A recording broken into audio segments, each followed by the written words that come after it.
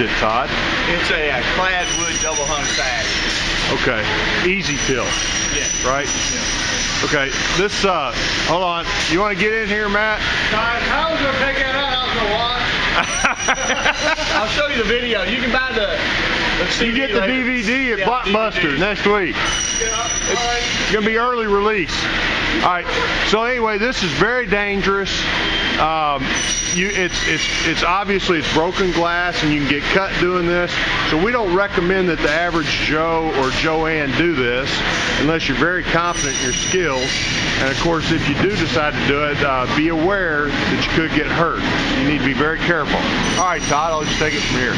Great. My name's Todd Bowling. I've been with Sun about 22 years, so I've had a little experience in this. You just got to be practical and careful, and I'll show you a few steps in doing this. First, we want to remove the glazing stops, and by doing that, we'll score the paint line in hopes that it won't crack or split the wood when we remove the stops.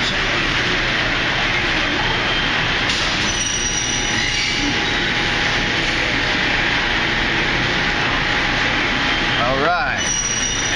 Now, you've already done that on the other three, right? Yes, sir.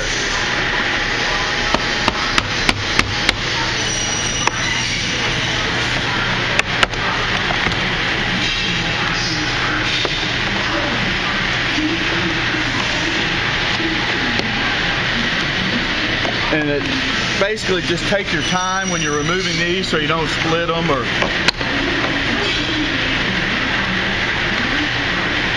set them over to the side. Most times you can reuse your same stops, especially if it's been painted or stained. You want to do that. What tools are you using, Todd? I'm using a rigid putty knife to remove the stops, and then when I get to the glass, I'll use a much thinner, more flexible putty knife. Okay.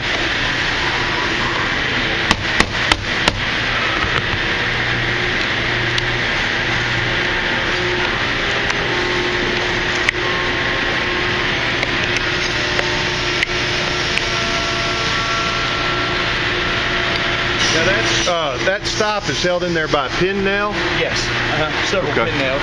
And those nails will actually probably just go right back in where they were? No, I'll end up pulling those, and then the factory will fortunately reshoot this for me. However, you can do it in the field with a 1.5 or 1.25 brad nail gun. A gun? A nail gun? Well, it's easy to use a gun. I mean, you can certainly do it by hand.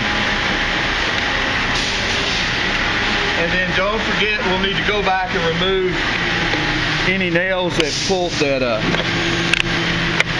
didn't go with the stop. Okay, so these were pin nails that just came right out of the stop when you pulled it out. Yeah, pulled through the stop.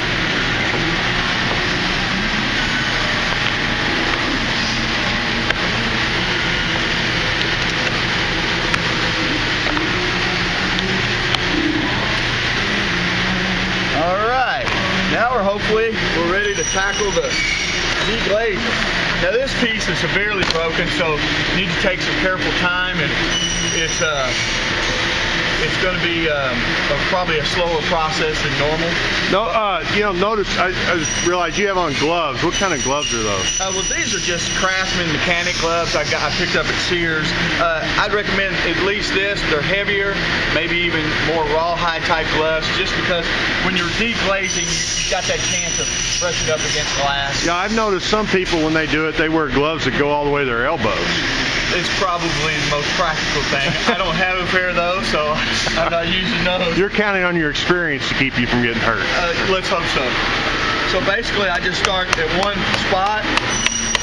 If the glass isn't cracked and broken like this, a lot of times you can just work your way around pushing, but I found it's easier just to hammer around.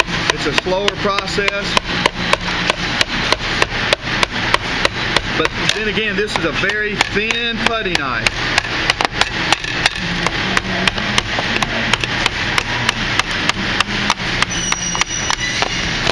We can try and see if it just seems to catch more when you're trying to do it with your hand, and then you have I guess a more likely of a chance to run it or raise it up against the glass. So that's why I'll just normally just stick with just wrapping it around the glass. And you can see also, you can see that I laid down a piece of cardboard on this table in hopes that when I do remove the glass, I can just fold it up and throw it away. Oh, okay. That's a good tip. Because I notice a lot of broken glass here right now.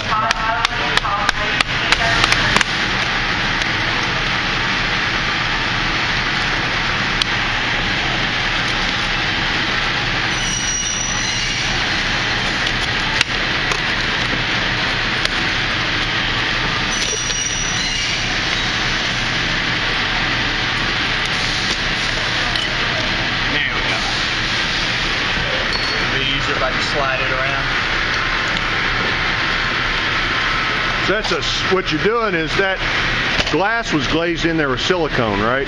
Yes, So what you were doing is breaking away that silicone bead. Exactly.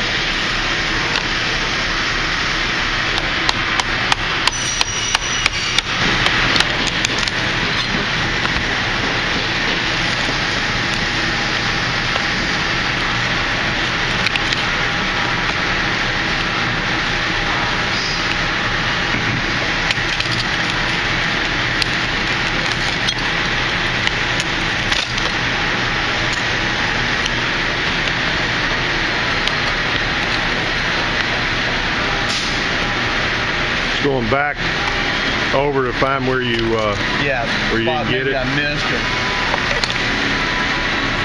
Because when it's broken at the edge like that, the spacing or the spacer sometimes gets yeah, this is probably one of the more difficult.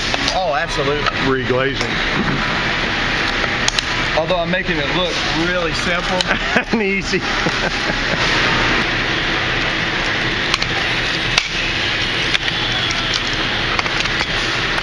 Ta-da!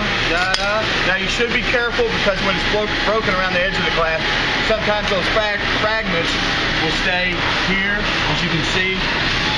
So you got to be careful. And then you'd probably normally just take your more rigid cutting knife and kind of clean that up.